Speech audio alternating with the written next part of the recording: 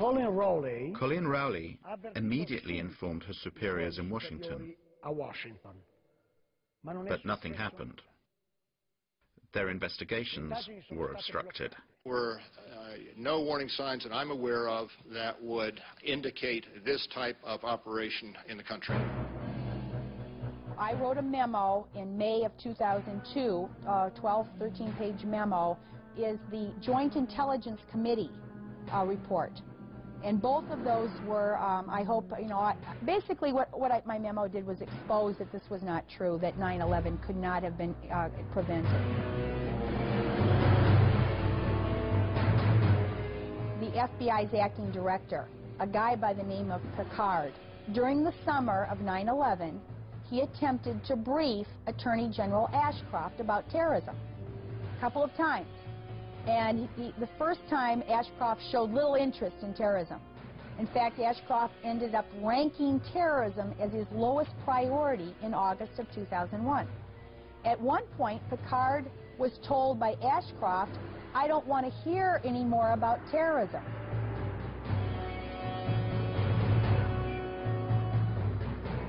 After September 11, 2001, when I heard about the planes crashing into the World Trade Towers and into the Pentagon, I said, geez, these were the same people, according to the Los Angeles Times, who had gotten their visas from the American Consul General at Jeddah.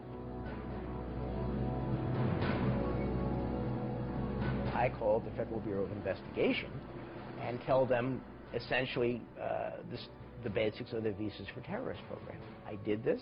I called, and I called, and I called. I was passed from one office of the FBI to another and ended up at the Washington field office, and someone there said, "We'll get back to you." Well, 6 years later, I'm still waiting.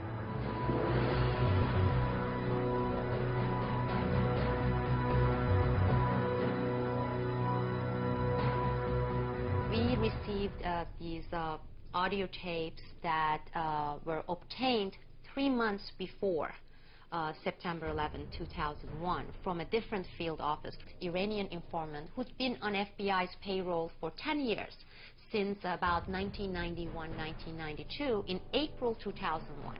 And in April 2001, this informant told the FBI that on a separate issue, he had obtained information about Al-Qaeda, bin Laden, issuing an attack in the United States that would involve 5 major cities, and it will involve airplanes, and that the attack was going to take place within the next few months.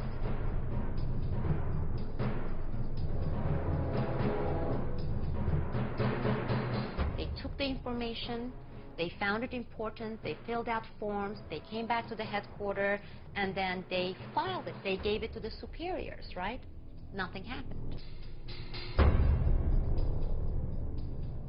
2 months later, they met with the same informant again.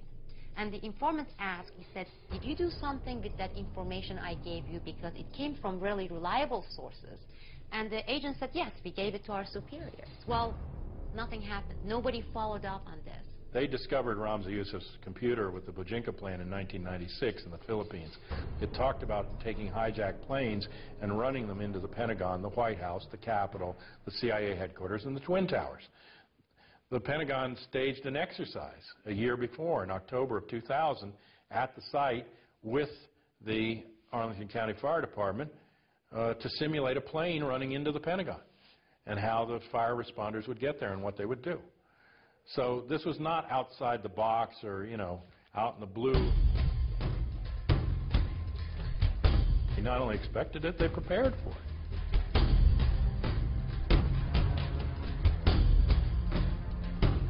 One of the most frequent declarations made by the Bush administration was that these attacks took us by surprise.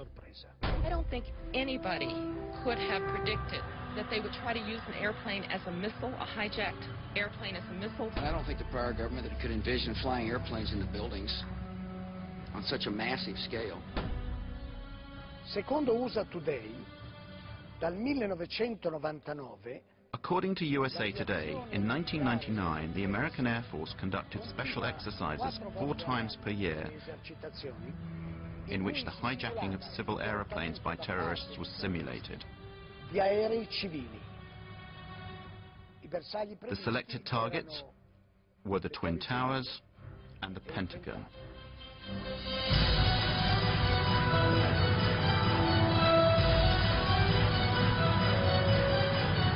I don't think anybody could have the prior government that could envision flying airplanes in the buildings. could have predicted. I don't think the prior government that could envision flying airplanes in the buildings.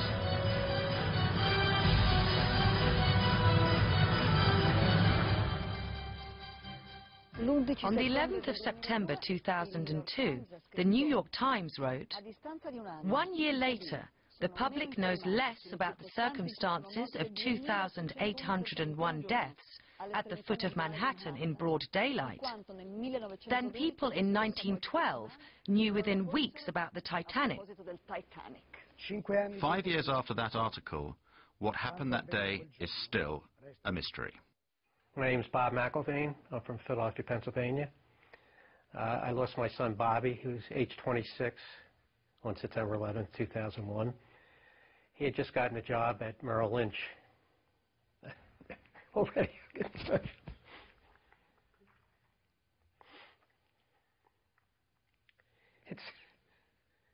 It always hits you blind.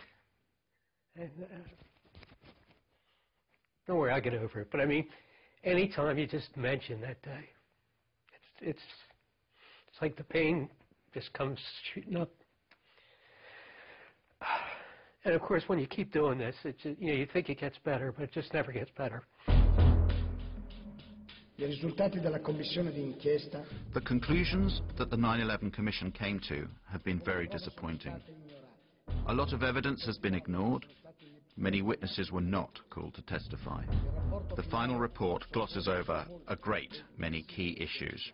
A few days before 9/11, Mohammed Atta received a huge sum of money, about $100,000, money which was delivered by a Pakistani Secret Service officer. And the big scandal is that the 9/11 Commission of the US Congress never interrogated this man and never tried to bring light into the story of this 100,000. While everybody was doing testimony televised to the whole nation, mine was behind closed door. Now, why would they want that behind closed door? That didn't make any sense. Anyway, I told them exactly the same argument that we have here, that we heard explosions, that people were burned, that prior the building getting hit by the plane, that these people were alive and they were available to be interrogated. And wow, what a surprise. The final report comes out. They didn't even mention my name. It doesn't appear anywhere. They didn't call, not even once, any of the witnesses that we gave them. So you have 17 firefighters, you have 22 survivors, and they didn't call not even one of them. Specifically me as a parent, I have an obligation to find out who murdered my son. The commission gave me nothing. 9/11 Commission was not an investigation. Remember, the entire bin Laden family was on one of the planes later. They'd been collected from all over the United States, and they were whisked out of the country with the speed of light while the Pentagon was still burning. So they asked Mueller, who authorized these people to leave the country? Well, someone in the State Department. Well, can you tell us who? He said, well, I don't recall. I don't recall. Another instance, General Myers. This is later on in the commission. They asked about Moussaoui. Do you recall getting any information concerning Moussaoui? His answer was, I don't recall. I don't recall. I don't recall. Ashcroft, Attorney General. Picard was the FBI head during the summer. He had testified that they had all these warnings, 71 different warnings about something happening this summer. And Ashcroft sat there and lied. So I didn't know these things. I didn't know these warnings. We were paying attention to terrorism. No warning signs that I'm aware of. Anybody And I don't think the could prior have government could predicted. envision flying airplanes into buildings. These people lied, and our government protected them. It was obvious they were lying. These people that people were testifying should have gone. Mueller should be in jail. Ashcroft should be in jail. Condoleezza Rice should be in jail. I don't think anybody warning signs could I'm have aware of. predicted that they would try to use Airplanes into buildings. Punish. Osama bin Laden is the world's and punish those responsible. They have this evil organization. They have the leader, bin Laden. Punish. Dead or alive. They have a secret network in the caves of Afghanistan. Tonight, the United States of America makes the following demands on the Taliban. Deliver to United States authorities all the leaders of Al-Qaeda who hide in your land.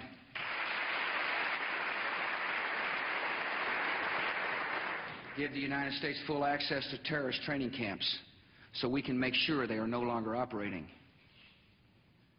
These demands are not open to negotiation or discussion.